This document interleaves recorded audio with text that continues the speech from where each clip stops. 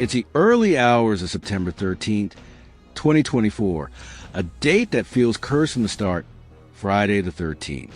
In a tower block flat on the Marsh Farm Estate in Luton, a gritty, working-class neighborhood, the air is thick with tension. The Leah Bank building, a concrete slab of council housing off Wallett's Bank Drive, is quiet, most residents asleep.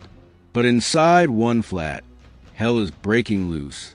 Neighbors stir, hearing frantic footsteps, shouts, and then boom, gunshots that rip through the silence. It's 5:30 a.m. and something unthinkable is happening. Inside the flat, Juliana Falcon, 48, a hard-working mom born in Argentina, lies face down a hallway, blood pooling around her head, a single shotgun blast having torn through her skull. Her hands and arms are slashed, bruised, as if she fought desperately to stop the horror. In the living room, 13-year-old Giselle Prosper, a bright, smiling girl, is crumpled under a dining table, her face shattered by a shotgun blast, her body curled as if she tried to hide from the monster hunting her. Kyle Prosper, 16, a kind-hearted teen with a promising future, is sprawled nearby, his chest and head blasted by 2 shotgun rounds, his body riddled with over 100 knife wounds, a frenzy of violence that speaks of pure rage. The flat is a crime scene from a horror movie.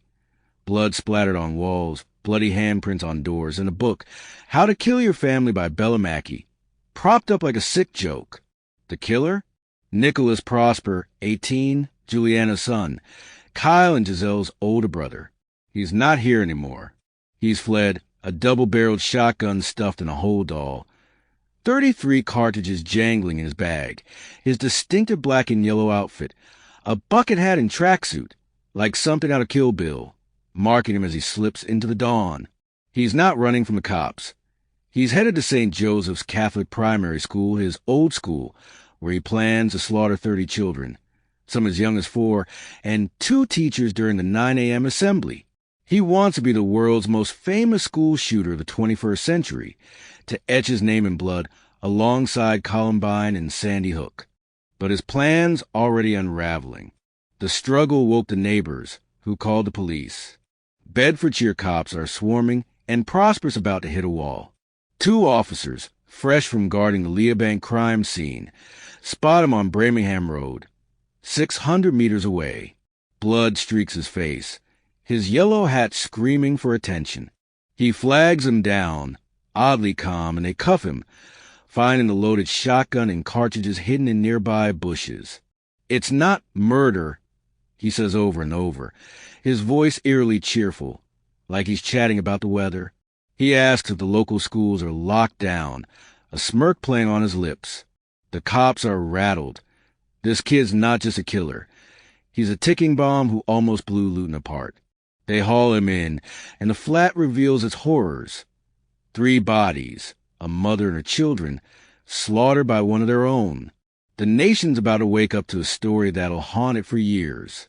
Let's paint the picture of that morning, 'cause it's the kind of horror that sticks with you. Nicholas Prosper had been planning this for over a year. His mind a cauldron of dark fantasies fueled by school shooting manifestos and a thirst for infamy.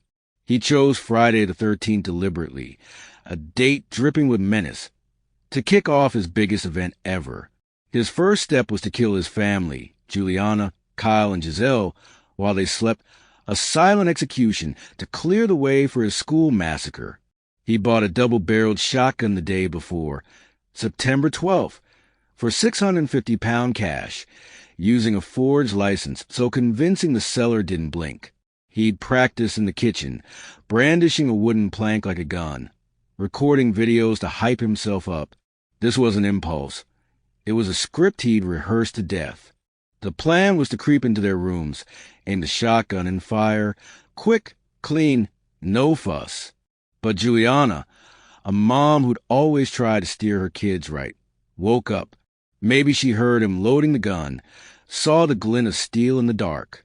She confronted him, her voice rising, demanding answers. "What are you doing, Nick?" she might have screamed, lunging for the weapon. The struggle was brutal. Juliana fought like a lion, her hands grabbing at the barrel, a kitchen knife in Nick's other hand slashing at her arms. Slash marks and bruises told the story. She didn't go down easy, but Nick was stronger, colder. He pressed a shotgun to her head and pulled the trigger, the blast echoing to the flat, blood and bone spraying the hallway walls. She collapsed, her fight over, her body a barrier he stepped over. Giselle, just 13, must have woken to the noise, her heart pounding as she scrambled for safety. Picture her diving under the dining table, her small frame shaking, praying her big brother wouldn't find her. But Nick was relentless. He found her, maybe hearing her stifled sobs, and aimed a shotgun at her face. One shot, point blank, and Giselle's life ended. Her body left curled in a futile attempt to hide. The dining table, a place for family meals, became her tomb, blood pooling beneath her. Kyle 16 was the last. A brave kid, known for his kindness at Cardinal Newman Catholic School, he fought back, maybe charging at Nick to protect his sister or himself. The fight was savage. Nick shot him twice, once in the chest, once in the head. The shotguns roared deafening in the cramped flat. But that wasn't enough. Nick grabbed a knife and stabbed Kyle over 100 times, a frenzied attack that left his brother's body mutilated, blood soaking the floor. The sheer violence suggests rage, maybe personal, maybe fueled by Nick's twisted need to dominate. He reloaded the shotgun twice during the killings, bloody handprints marking his path, a trail of horror. Then, as if staging a scene, Nick plays How to Kill Your Family, a dark comedy novel. Near the bodies, a taunting gesture, a middle finger to the world. He grabbed his hold all, stuffed with a shotgun and 33 cartridges, and slipped out, leaving the flat at Charnel House. Neighbors, alerted by the gunshots and screams, called 999, their voices trembling as they reported something bad at Leabank. Police arrived at 5:50 a.m., forcing entry to find a scene that had haunted them forever. Juliana in the hallway, Giselle under the table, Kyle a bloodied heap. The book, the handprints, the carnage. It was a nightmare made real. So, who the hell is Nicholas Prosper, and how does a teenager turn into a family-killing, massacre-plotting monster? Let's rewind his roots, 'cause this story starts long before that bloody morning. Born December 18th, 2005, in Luton, Bedfordshire, Nick was the eldest of 4 kids to Juliana Falcon and Ray Prosper. Juliana, born in Mar del Plata, Argentina, in 1976, had moved to England, marrying Ray and building a life in Luton's Marsh Farm Estate, a tough, working-class area known for its tower blocks and tight-knit community. Ray and Juliana split when Nick was 9, around 2014, leaving Juliana to raise Nick, Kyle, Giselle, and another sibling in a council flat. Ray stayed in touch, but the relationship with Nick was strained, a fracture that had deepened over time. Nick was a quiet kid, geeky, teacher said, with a knack for computers. He wasn't the loud, troublemaking type, more the kid who'd sit in the back, lost in his own world. Diagnosed with autism spectrum disorder, undiagnosed until later, he struggled socially but had a small friend group in his early teens. He went to Cardinal Newman Catholic School, same as Kyle, and was seen as smart, if odd. But as he hit his mid-teens, things shifted. His friends drifted away, and Nick became a loner, retreating into his room, his computer his only companion. By 2023, at 17, he was spiraling, dropping out of school, abandoning his A-levels, and spending days at the gym or glued to his screen. That's when the darkness crept in. Nick's internet history, later dug up by police and reported by the BBC, was a red flag factory. He was obsessed with death, frequenting websites that posted videos of people's final moments, car crashes, suicides, executions. He got banned from one site for making pro-pedophilia comments, a chilling hint of his warped mind. Worse, he was fixated on mass shootings, especially the 2012 Sandy Hook massacre, where 20 kids and 6 adults were gunned down. Nick didn't just read about it. He studied it, along with Columbine, Virginia Tech, and attacks in Norway, Australia, and New Zealand. He wanted to top them all, aiming for a body count of 30 to cement his name in infamy. He researched shotgun wounds, necrophilia, even a murder of Sarah Everard. His search is a roadmap to madness. Nick's isolation fed his obsessions. He had no job, no school, no real connections. His mom, Juliana, tried to help, urging him to get support when he struggled. But Nick shut her out. By February 2023, teachers noted mental health concerns, but he had no history with Luton's mental health services. His ASD made him hyperfixate, locking onto school shootings and serial killers like a missile. He started planning his massacre in autumn 2023, a year before the murders, picking St. Joseph's Catholic primary school because he knew its layout from his childhood. Every hallway, every classroom, every weak spot in security. He did recon, snapping photos of staff and kids from the school's website, noting assembly times, drawing diagrams with arrows labeled "Kill All." His fixation took a bizarre turn with the Walking Dead video game, particularly the character Clementine, a young survivor in a zombie apocalypse. In a 70-second video posted to Facebook hours before the murders, Nick, wearing his yellow bucket hat, called himself chosen by Clementine, like she was his messiah. He ranted about Giselle, saying her in-game choices months earlier were wrong, vowing to mutilate her face further than necessary. It was unhinged, a mix of delusion and venom.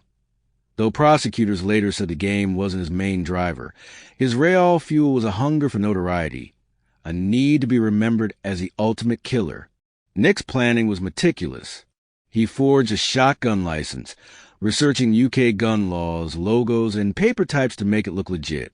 On September 12th, he met a private seller in a car park, handed over 650 pounds, and walked away with a double-barreled shotgun and 100 cartridges.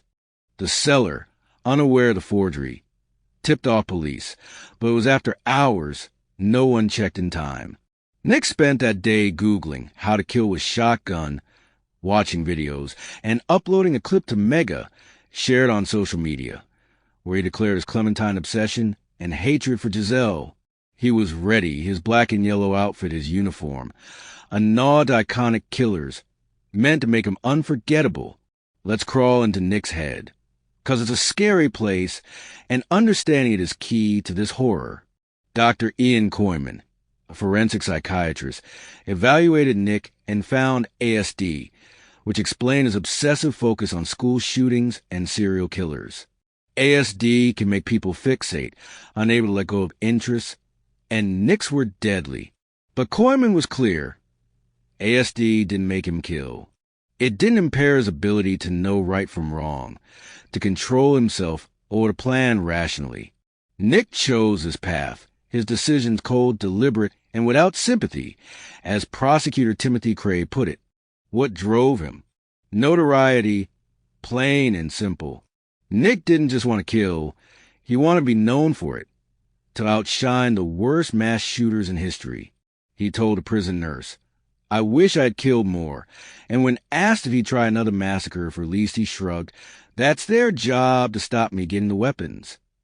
No remorse, no sorrow, just a chilling lack of empathy that went beyond SD. Koyman noted psychopathic traits, grandiosity, callousness, a need for power. Nick saw himself as a god of chaos, his family and those kids at St. Joseph's just pawns in his quest for infamy. His writings reveal a mind consumed by darkness. In a note found after the murders, he wrote he wanted to cannibalize my family and rape a woman at knife point before the shooting. He predicted no one would call police if he killed his family in their sleep, a boast that proved wrong when Juliana's fight alerted neighbors. He idolized Sandy Hook's shooter, studying manifestos, death tolls, and media coverage, calculating how to beat them. His yellow and black outfit was a branding choice, a way to stand out in the history books, like a twisted marketing campaign for murder. Nick's isolation played a huge role. His parents' split at 9 left him adrift, his relationship with Ray fraying. Juliana was a rock, but Nick pushed her away, resenting her efforts to help. His dropping out of school cut his last ties to normalcy, leaving him in a digital echo chamber of violence and death. The internet was his mentor, feeding his obsessions with unfiltered gore and manifestos. His fixation on Clementine suggests a warped need for purpose, casting himself as a disciple of a fictional hero, but was a sideshow. His real god was fame, and blood was his currency. Was he mentally ill? Not in a way that absolves him. He wasn't psychotic, hearing voices, or lost in delusions. He knew what he was doing, planned for months, and relished the idea of his biggest event ever. His ASD amplified his focus, but his choices were his own, rooted in a narcissism that saw others as disposable. The court heard he had an extreme lack of empathy, a trait that made him more monster than misunderstood teen. Let's break down the killings in the school plot, 'cause Nick's actions were a chilling mix of precision and chaos. His plan had 2 phases: kill his family, then hit St. Joseph's. Here's how it went down, step by gruesome step. Preparation. Nick started planning in autumn 2023, a year out. He researched mass shootings, focusing on Sandy Hook and Virginia Tech, studying body counts and tactics. He chose St. Joseph's because he knew its layout. Its 9 a.m. assembly where kids age 4 to 5 gathered. Its lack security. He did recon, visiting the school, sketching diagrams with notes like "kill all." He wanted 30 deaths, mostly kids, plus 2 teachers, before killing himself, ensuring a posthumous legend. He forged a shotgun license, a high-quality fake, and bought the gun and 100 cartridges on September 12, 2024. He practiced, recorded videos, and picked his black and yellow outfit for maximum impact. The family murders. Nick planned to kill Juliana, Kyle, and Giselle in their sleep at 5 a.m., then leave by 8:30 a.m. for the school. He loaded the shotgun, crept through the flat, but Juliana woke. Spotting the gun, the struggle was fierce. She grabbed at him. He slashed her with a knife, then shot her in the head. Giselle, woken by the noise, hid under the dining table, but Nick found her, firing a single shot to her face. Kyle fought back, maybe tackling Nick, but was shot twice and stabbed over 100 times. A brutal overkill. Nick reloaded twice, leaving bloody handprints. He placed a How to Kill Your Family book, grabbed his holdall, and fled, the noise alerting neighbors who called police. The school plot. Nick's next stop was St. Joseph's, 9 a.m. assembly, where he'd target early years kids and teachers. He had 33 cartridges, enough for a bloodbath, and planned to die in the attack, cementing his infamy. He'd surveyed the school, noting entry points and classrooms, aiming for maximum carnage. But Juliana's fight threw him off. Neighbors called cops, police swarmed, and Nick, realizing the area was hot, hid for 2 hours, stashing the gun in bushes. By 7:30 a.m., he gave up, flagging down a patrol car, his plan in tatters. Key moments. Juliana's resistance was heroic, her struggle likely saving dozens of lives. Kyle's fight showed his courage, his 100-plus stab wounds a testament to Nick's rage. Giselle's attempt to hide under the table breaks your heart. She was just a kid, betrayed by her brother. The book was a taunt, Nick's way of mocking the world. His arrest was surreal, cheerful, chatty, asking about school lockdowns like he was proud of the chaos he'd caused. The murders exposed Luton's vulnerabilities. Neighbors acted fast, but police response was hampered by the forged license slipping through. Bedfordshire police later praised Juliana's fight, saying it almost certainly saved the lives of many children.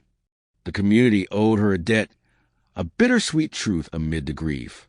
The investigation kicked off at 5:50 a.m. on September 13th, when police forced entry into Leah Bank Flat.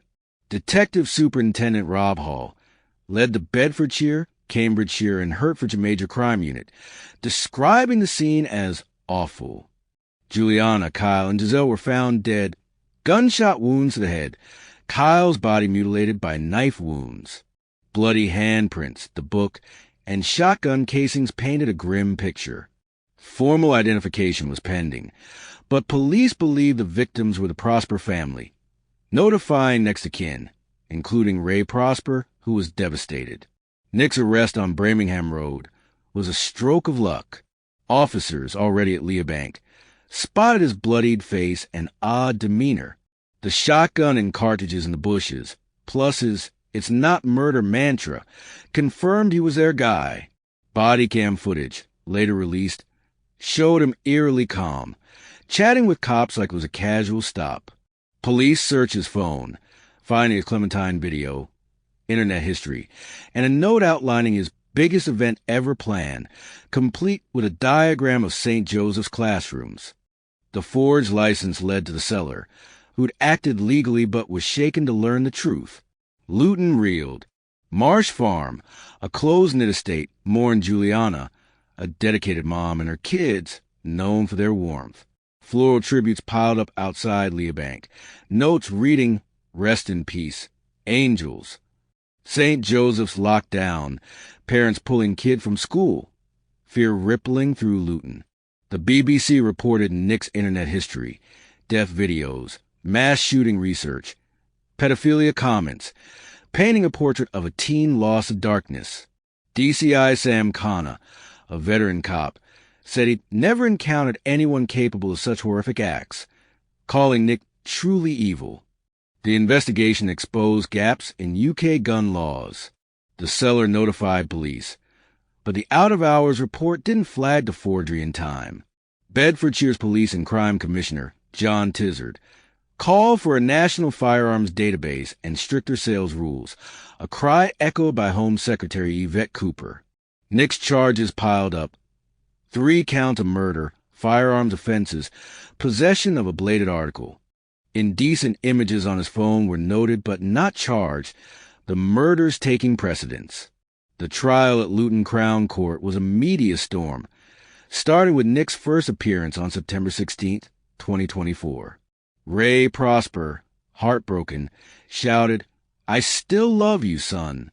It's not your fault," as Nick was led away, a gut-wrenching moment.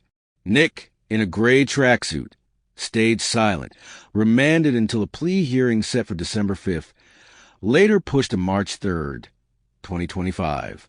On February 24th, 2025, he pleaded guilty to 3 counts of murder plus firearms and knife charges, sparing a trial but ensuring a sentencing showdown. Sentencing began March 18th, 2025, with Mrs. Justice Chima Grubb presiding. Nick, now 19, was a shadow in the dock, head in hands, fingers in ears, refusing to stand or face a judge. He'd tried to skip court, but Chima Grubb ordered him dragged in, delaying proceedings. Prosecutor Timothy Cray laid out the horror. Nick's year-long plan, his family's slaughter, his school massacre plot, the Clementine video, the note about cannibalism and rape, his Sandy Hook obsession, all aired in court, chilling the room. Ray wept as details of Kyle's 100-plus stab wounds in Giselle's hiding place were read, family members sobbing in the gallery. Dr. Koyman testified about Nick's ASD and psychopathic traits, noting his lack of remorse. The defense argued his age and guilty plea warranted mercy, but Chima Grubb was unmoved. On March 19th, she sentenced him to life with a minimum of 49 years, calling him highly dangerous and warning he might never be released. She spared a whole life order, citing his youth and thwarted school plan, but her words were scathing. "Your plans were intelligent, calculating, and selfish. Your ambition was notoriety. Words like heartless and brutal are insufficient." Nick stared at the floor unmoved as Ray and family hugged, grieving for lives, Juliana, Kyle, Giselle, and the son they'd lost to evil. The sentence sparked debate. Shadow Justice Minister Kieran Mullen called it unduly lenient, urging the Attorney General to seek a whole-life order, arguing, killing 3 people, including 2 children, is the gravest of crimes. The case was referred to Court of Appeal on March 20th, pending review. Luton's community, meanwhile, rallied around St. Joseph's, counselors supporting kids and parents shaken by the near miss. Nick's fate was sealed, but Luton's wounds were raw. He was sent to a high-security prison, likely Wakefield or Franklin, where he'd serve 48 years and 177 days after remand credit. At 67, he'd be eligible for parole, but Chimagrubb's warning he might never be released loomed large. His lack of remorse, his prison boasts about wanting to kill more, made freedom a long shot. Ray Prosper, in a victim impact statement, called it a loss that will never heal, mourning Kyle, Giselle, Juliana, and Nick, whom he saw as a fourth casualty, lost to his own darkness. Luton grappled with the fallout. Marsh Farm held vigils, candles flickering for Juliana, Kyle, and Giselle. St. Joseph's tightened security, Luton Council offering counselors and lockdown drills. Hazel Simmons, council leader, called the details deeply distressing, urging the community to remember the victims, not Nick. Bedfordshire police were hailed for stopping Nick. But questions lingered. How did a teen forge a gun license? Why wasn't his mental health flagged? Tizard's push for gun law reform gained traction, with Cooper promising Home Office action. The case rippled nationally. The Guardian, BBC, and Sky News covered it relentlessly, comparing it to the July 2024 Bushy triple murder by Kyle Clifford, another young killer. The UK's last school shooting, Dunblane in 1996, felt closer. Nick's plot a reminder how close history came to repeating. Social media buzzed. Posts like one from at Morbidful on March 23rd, 2025, highlighting Nick's Clementine delusion and Giselle's video game sin, fueling true crime fascination. But for Luton, it was no story, it was a wound. Nick Prosper's crimes are a dark mirror, reflecting a world where isolation, internet rabbit holes, and lax systems can breed monsters. Juliana's fight, Kyle's bravery, Giselle's innocence, they're the heroes, their deaths saving countless kids. But the what-ifs linger. What if Juliana hadn't woken? What if Nick had reached St. Joseph's? The community owes them, as Chimagrubb said, a debt of gratitude, but it's a debt paid in pain. This story is a gut punch, not just for gore, but for what it says about us. Nick wasn't born evil.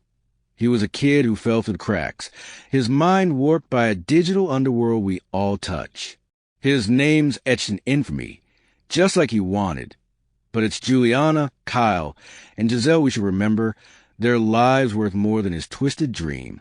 As I wrap this, I can't shake the image of that flat, blood on the walls, a book mocking the dead, a kid in a yellow hat walking into the dawn, ready to burn the world. It's a horror story, and the scariest part? It's real.